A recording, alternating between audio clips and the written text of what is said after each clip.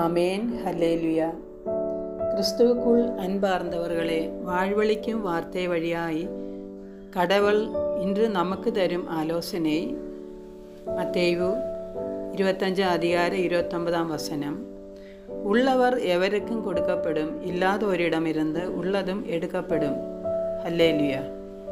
2000 வருடம் முன் வார்த்தையாம் கடவுள் இயேசு உலகில் மனிதனாக பிறந்தார். 3 வருடமும் கடவுளின் அரசில் நுழைவதற்கான வழி வார்த்தை வழியாக மக்களுக்கு கற்றுத்தந்தார். இயேசு மனித குலத்தை பாவத்திலிருந்து மீட்க இரத்தம் சிந்தி இறந்து 3ஆம் நாள் உயர்த்து விண்ணகம் சென்றார். யோவான் 14:3 சொல்கிறார், நான் போய் உங்களுக்கு இடம் ஏற்பாடு செய்தபின் திரும்பி வந்து உங்களை என்னிடம் அழைத்து செல்வேன். இந்த உண்மையை அறிவிப்பதற்காகவே இயேசு 10 தாலந்து உவமை மக்களுக்கு சொல்கிறது. மத்தேயு 25:14-30 வரை 10 தாலந்து உவமையை சொல்கிறது.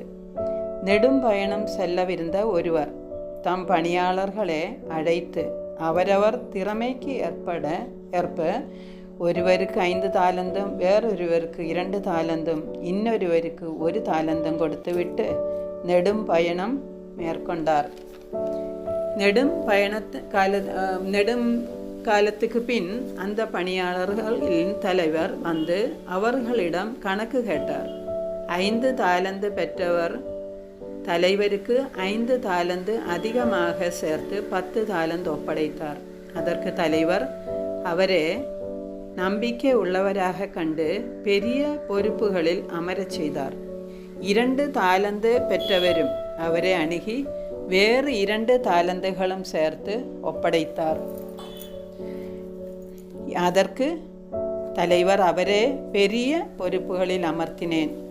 ஆனால் 1 தாலந்து பெற்றுக்கொண்ட பணியாளர் வந்து தலைவரை அணுகி, ஐயா, நீர் கடின உள்ளத்தினர், நீர் விதைக்காத இடத்திலும் போய் அறுவடை செய்பவர், நீர் தூவாத இடத்திலும் விளைச்சலை சேகரிப்பவர் என்பதை அறிவேன்.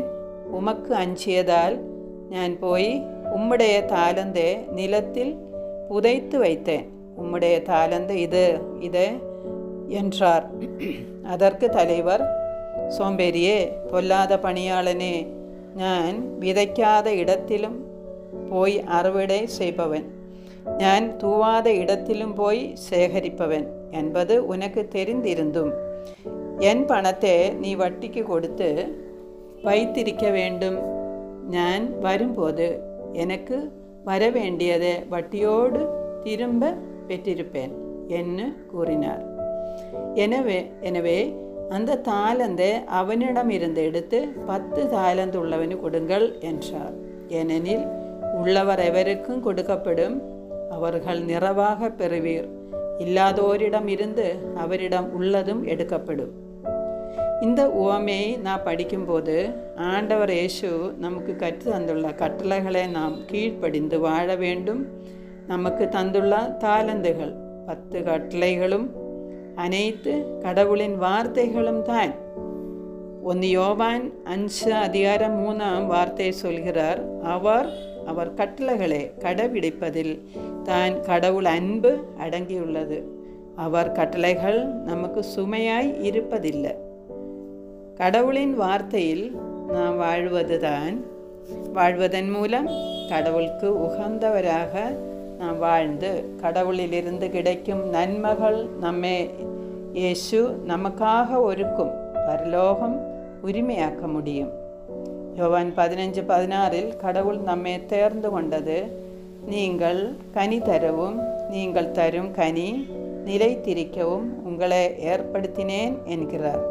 அதனால் நாம் இவ்வுலகில் இயேசுவை ஏற்றுக்கொண்டு கட்டளைகளை கடைபிடித்து நிறைவாக கனி கொடுக்க வேண்டும். தாலந்துகள் பெருக்க வேண்டும். யோவான் 15:7 சொல்கிறார், நீங்கள் என்னுள்ளும் என் வார்த்தைகள் உங்களுள்ளும் நிலைத்திருந்தால் நீங்கள் விரும்பி கேட்பதெல்லாம் நடக்கும். நம் உள்ளத்தில் கடவுளின் வார்த்தையால் தூய்மையும் பண்புகளும் நிரம்ப வேண்டும். இரக்கம், அன்பு, நீதி, தாட்சி, கடவுள் பயம், கடவுள் பக்தி இவைகள் நம் செயல்களில் காட்ட வேண்டும். நம்மளுக்குள்ள இது நிரம்ப வேண்டும். இதுதான் தீர்ப்பு நாளில் ஆண்டவர் நம்மிடம் கணக்கு கேட்கின்றதும்.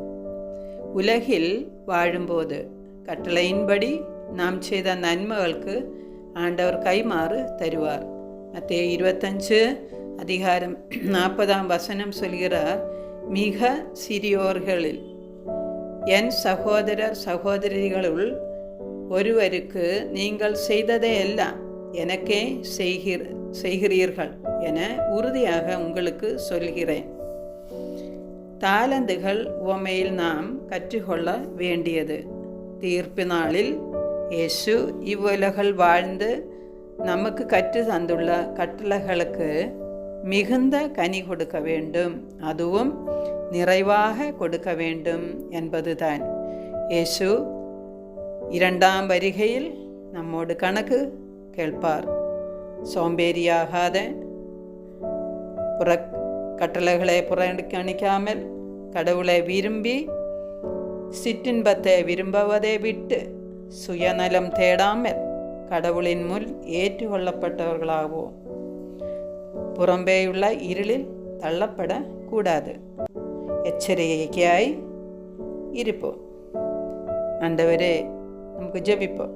எங்களுக்கு நல்ல ஞானവും நுண்ணறிவும் தந்து வார்த்தையில் வாழ கிருபை தாரும். இயேசுவின் கிறிஸ்துவின் நாமத்தில் ஜெபிக்கிறோம் நல்ல பிதாவே, ஆமேன். ஆவே மரியா.